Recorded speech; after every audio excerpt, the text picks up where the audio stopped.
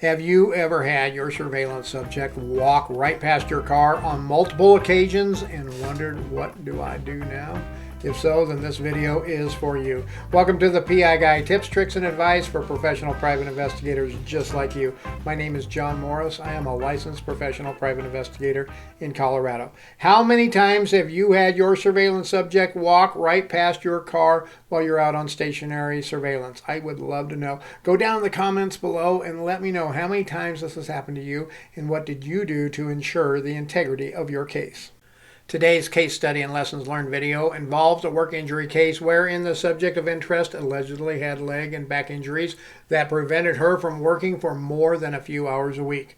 The subject was an animal training specialist, and she worked a lot with normal family pets like cats and dogs. The client, the insurance company, had got wind that she may be working for another competing company, and they wanted us to verify her activities. At first, this case appeared to be fairly straightforward until I looked up the address on the internet. When I looked up her residence, I discovered she lived in a very rural area, and I knew I was in for a challenge when it came to the follow. I discussed the alternatives with the client, and for the moment, they decided to stick with one investigator. This happens often, folks. Insurance companies don't want to spend more than they have to unless there is proof of reason to do so, and I fully understand their premise on the situation like this. So I got all of my pre-surveillance work done. I got my maps of the area printed out, just in case my GPS didn't work way out there where she lived. I found photos of her on multiple social media sites. Man, I really do love the intel we can gather on social media these days. And I got vehicles and plates on her, so I knew what she might be driving. I went out a few days prior to the actual surveillance start date to check out the area. I was on another case doing a service of process, so I was kind of in the general area, maybe 20 minutes away, so I figured I would take advantage of that opportunity. When I got on scene, I observed both of her registered vehicles present there, a sedan and a pickup. I also observed what appeared to be large dog runs out back and multiple horses on the property. The property she owned was about 12 acres, and it sat in a rural subdivision of acreages with about a dozen or so homes there. Now, I had some much needed intel. I got photos of her vehicles so I could easily identify them. I also took note of the vehicles at neighbors' houses too. I knew I would have to sit some distance away at a choke point and wait for her, so knowing when her neighbors came by would be good to know, so I knew who all may have possibly noticed me.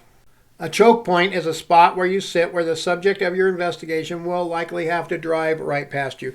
This is good in many ways, as it almost always guarantees that you will see your subject when they drive by. It is bad in some ways, as it may make you more noticeable to your subject as they drive by.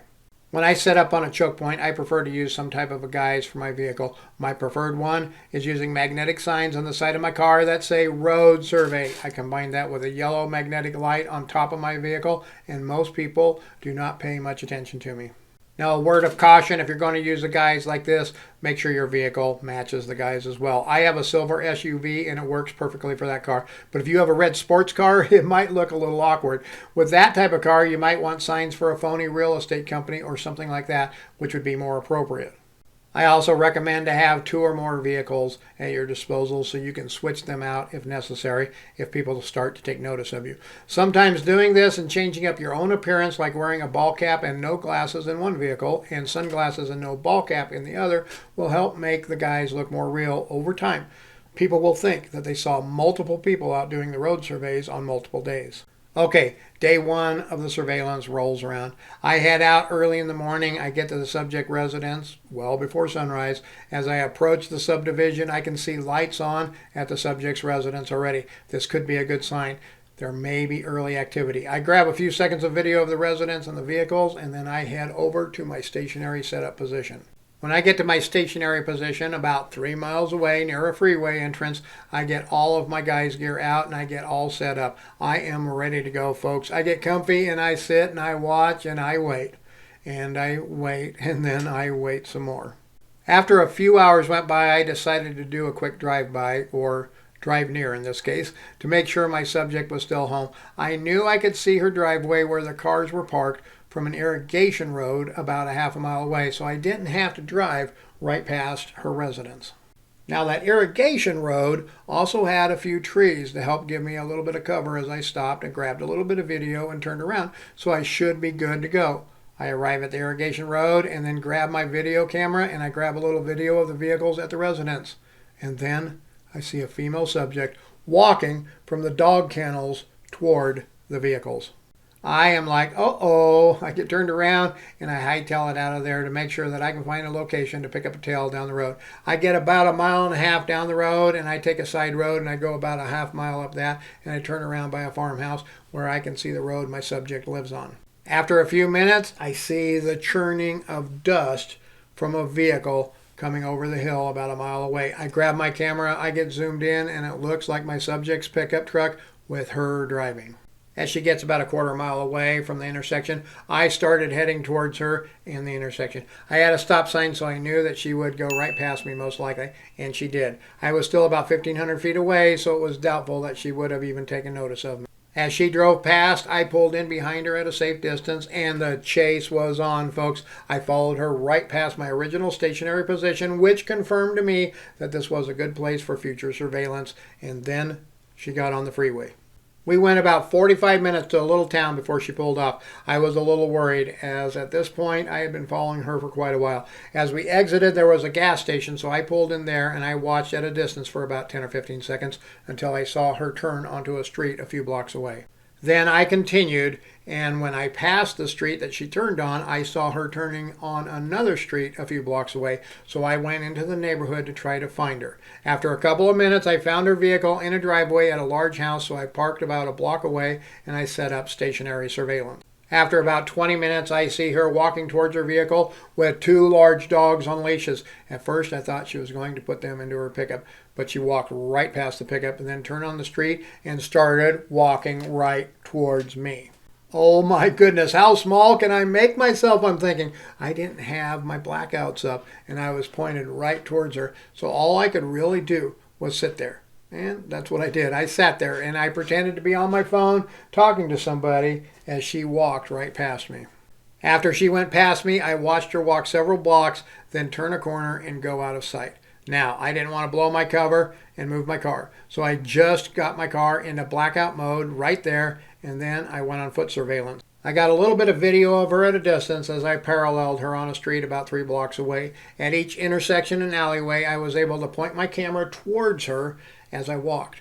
When I saw her turning back towards the residence where her vehicle was, I made a beeline back to my car. I got to my car. It was all set up for me, so all I had to do was jump in and I was blacked out. A few minutes go by and here she goes walking toward the house where she got the dogs. I grabbed my video and I was very happy that she finally went inside the residence. Then about 10 minutes goes by and she comes back out with just 1 dog. Yep, she goes on a walk with the 1 dog, and wouldn't you know it, she walks right past me again. This time, though, I'm blacked out, so I was able to use my trusty covert camera as she walked right past me to shoot video out of the little peepholes I have in the corners of my window blackouts. As she was walking by, I heard her talking to the dog, giving commands, giving praise. She may be training these dogs. After she went by, she appeared to be taking the same path as before. I didn't want to blow my cover, so this time I stayed put. The crazy part, though, folks, is about to come up. Just hang on. Sure enough, she came back a little while later, went back inside the residence, then she comes back out with, yep, you guessed it, the other dog. She took that dog for a walk on the same route. I got more video, and then she returned to the residence. After that, she left, and I continued more mobile surveillance. I was pretty nervous now. I had followed her for a good distance already. She'd walked right past my car 3 times, once when I was sitting in the front seat. I followed at a distance, and I successfully followed her to another home a few miles away. The exact same scenario happened there. She went inside, then came out walking a smaller dog. This time I was parked a good distance away and all blacked out, and luckily she did not walk towards me. I did go on foot surveillance again. This time me and my trusty covert camera got all kinds of video. She went to a nearby park and was definitely training that little dog. After that, she went back home, but I had a lot more surveillance to do on this case. I reached out to my client. I gave them an update. Based on what we got, the client agreed to 3 more days with 2 investigators. All 3 days we observed and videotaped very similar activity at multiple different residences.